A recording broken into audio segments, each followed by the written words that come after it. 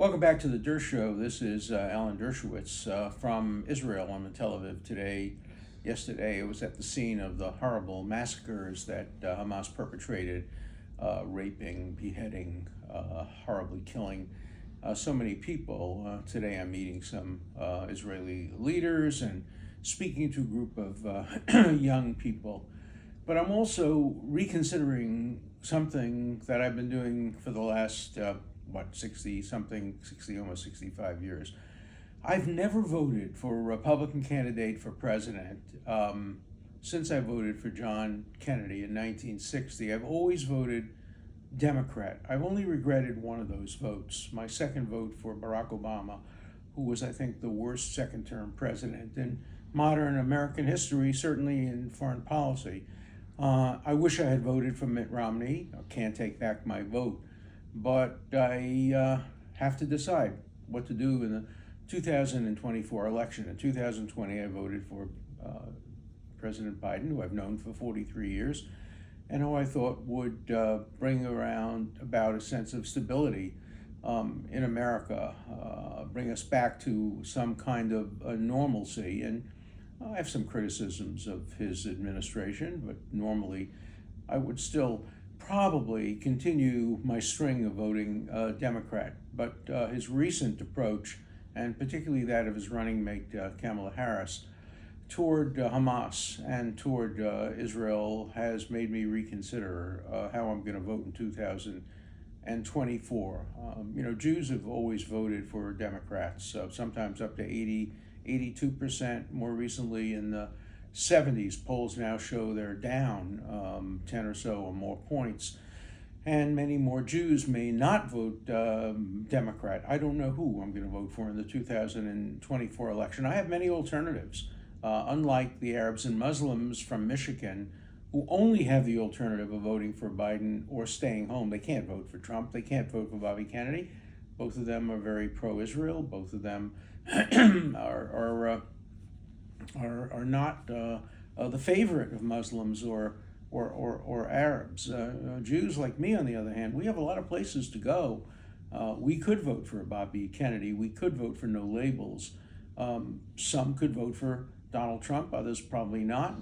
Some can stay home. I haven't made up my mind what I'm going to do, but I have to tell you, it's getting harder and harder and harder for me to cast a ballot for any ticket that contains Kamala Harris, who has abandoned Israel in very, very large part, and I think from her heart. Biden, on the other hand, I think his heart is with Israel, but he's been told by his political calculators that he should favor the two-state solution, namely Michigan and Nevada, or Michigan and Arizona, the two states that he needs, and that he's afraid he may lose if young people and others won't support him because he's too pro-Israel. Well, just the other day, President Biden, for the first time since really Obama's despicable vote at the end of his term, where he allowed his representative to the UN over her own objections to not veto a resolution that declared the Western Wall, the holiest place of Judaism, to be illegally occupied territory, along with the access roads to Hadassah Hospital and Hebrew University, both of which predate Israel or the existence of a political group called the Palestinian people. And I broke my relationship with Obama. I would never vote for him again based on those actions and other actions. And now I'm thinking hard about what I should do and what others like me should do in terms of the 2024 election. Look, the reason the war in Gaza is still going on is not Israel, it's the United States. Hamas believes it is winning this war as long as it divides Israel from the United States, as long as it can get the United States not to veto a Security Council resolution. Hamas is winning. Hamas doesn't care how many Gazans are killed. It doesn't care how many Hamas fighters are killed.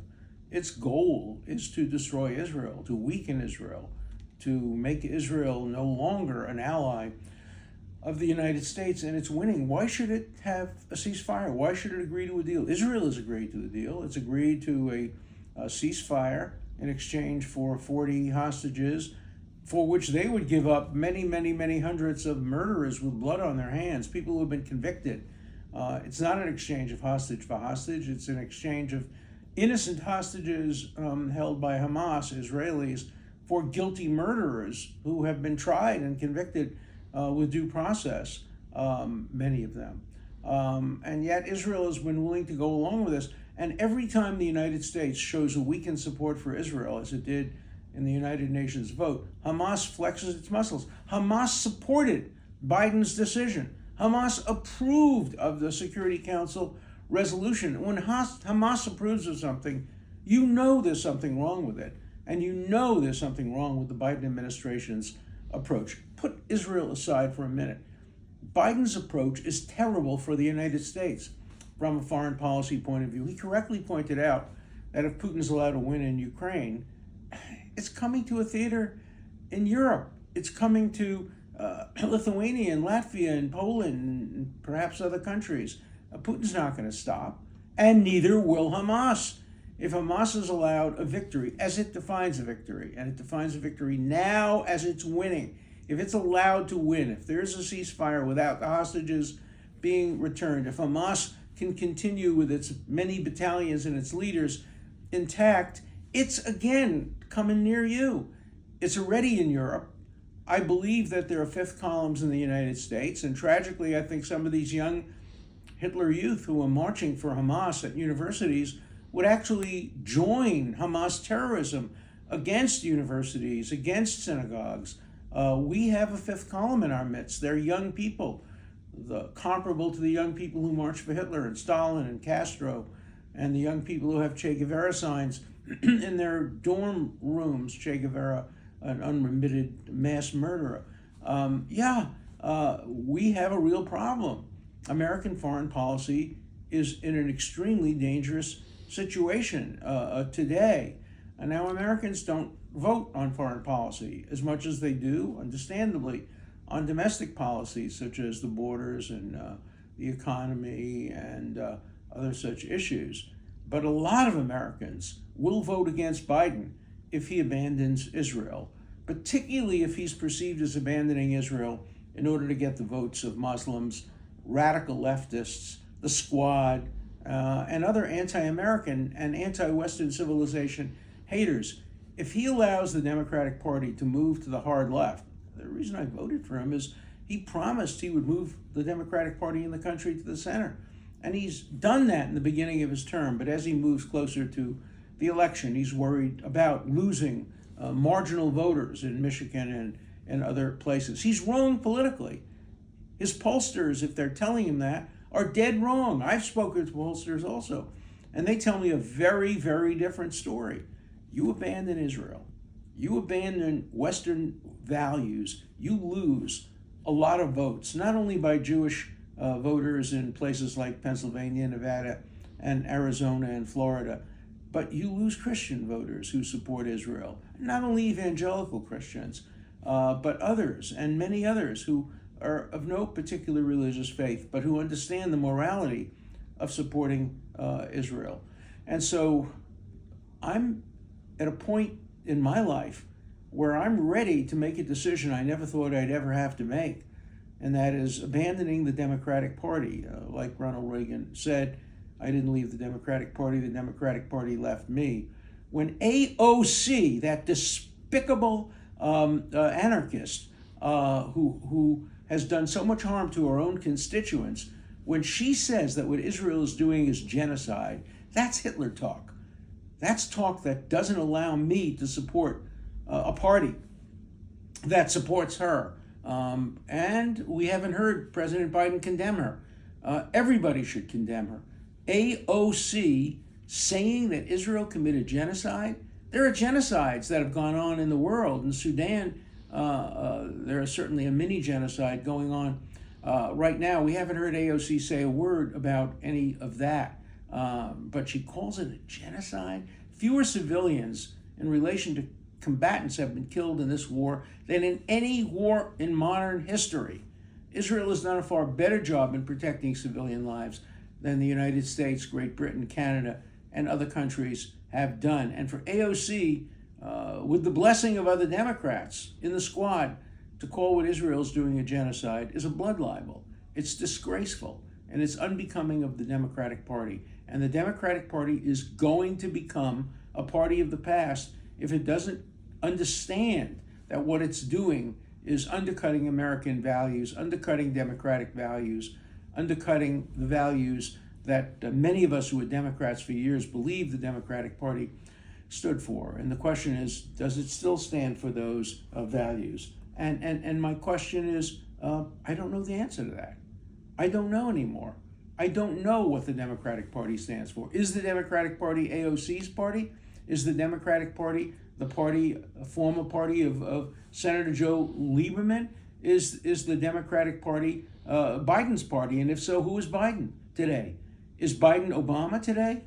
Or is Biden Bill Clinton today?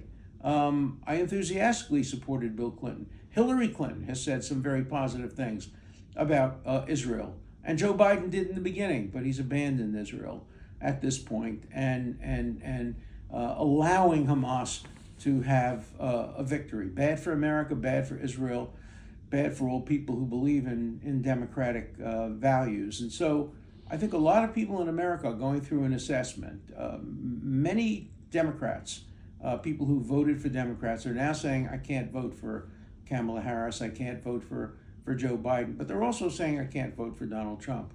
They're looking for a third alternative, and there may be some third alternatives. Bobby Kennedy has been very strongly supportive of Israel, and we don't know who the candidate for no labels will be, but that's a potential as well. We have a system in America where we don't vote for president, popular voting. We vote through the states, and key states like Michigan and Nevada and Arizona, and maybe to a lesser degree Florida, because it's turned more Republican. But there are other states. The electoral map is very close at this point, and any one state can make the difference. Look, I lived in Florida, was involved in Bush versus Gore when, 587 votes determined who the president of the United States would be, because it was only Florida that made the difference. If Florida went Democrat, Gore would have won. Florida went Republican, Bush won. We don't know who's going to make the difference. It will not be Michigan. It will not be the Muslims and the Arabs of Michigan. They will not determine the outcome of this election. Why? Because we won't let that happen. I think the Biden administration, those who calculate the costs and benefits of alienating particular groups, are making a dreadful mistake when they think that they can shift over to pro-Hamas, pro-Arab, pro-Muslim, anti-Israel attitudes cost-free.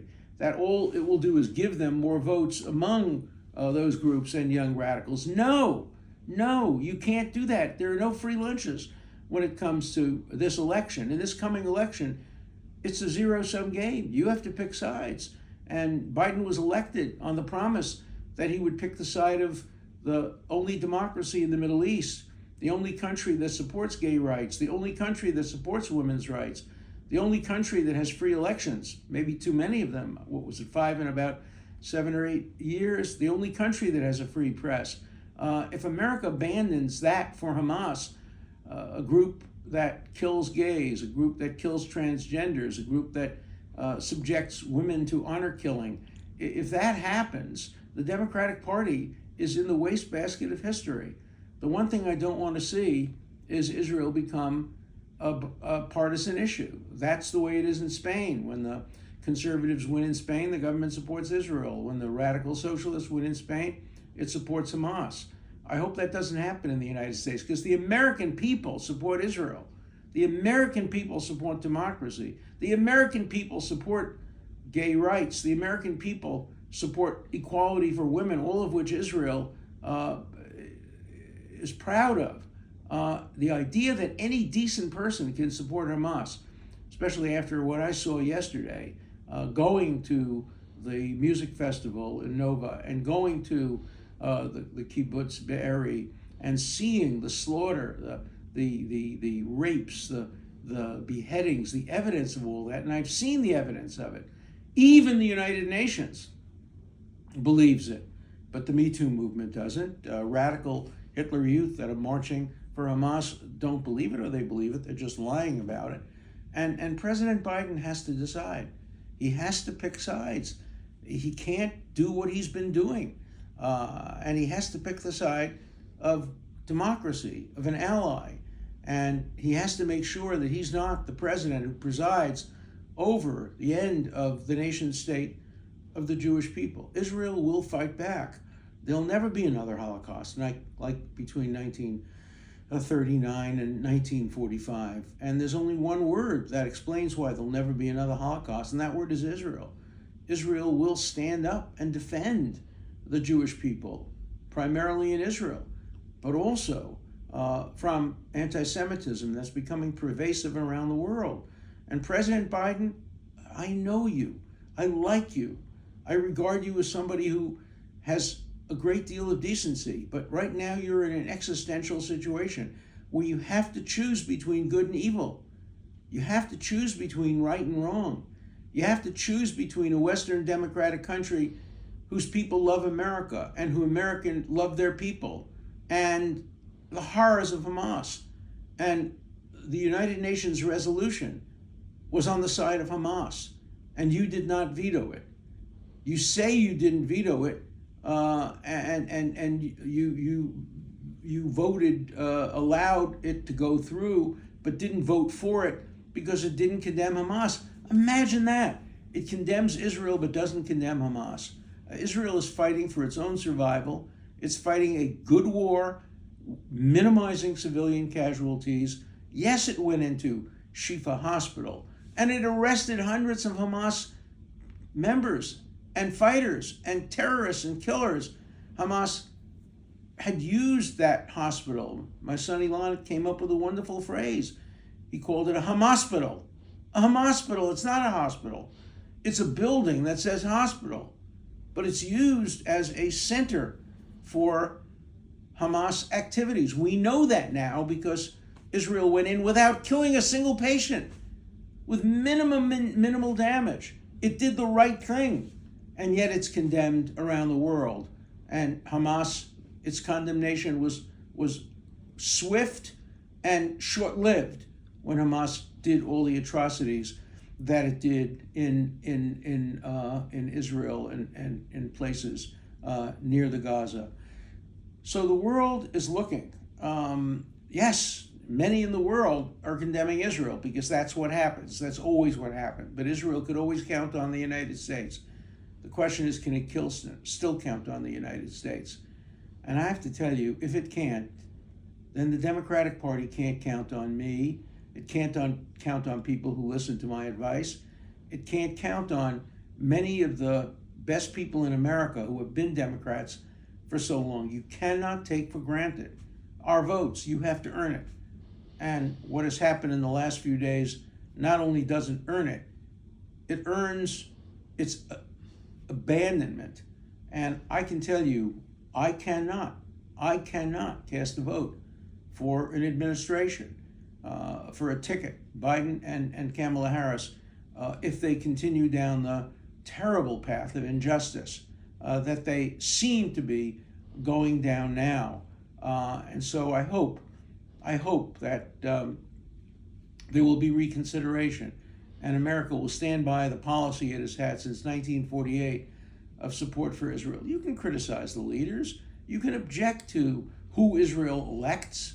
It's the right of any democracy. You shouldn't interfere with their elections. But you have no right to deny them the weapons necessary to defeat Hamas. You have no right to abstain instead of vetoing a United Nations resolution which calls for Israel essentially to surrender to Hamas and calls for a Hamas victory and doesn't demand, as a condition of a ceasefire, that all the hostages are returned.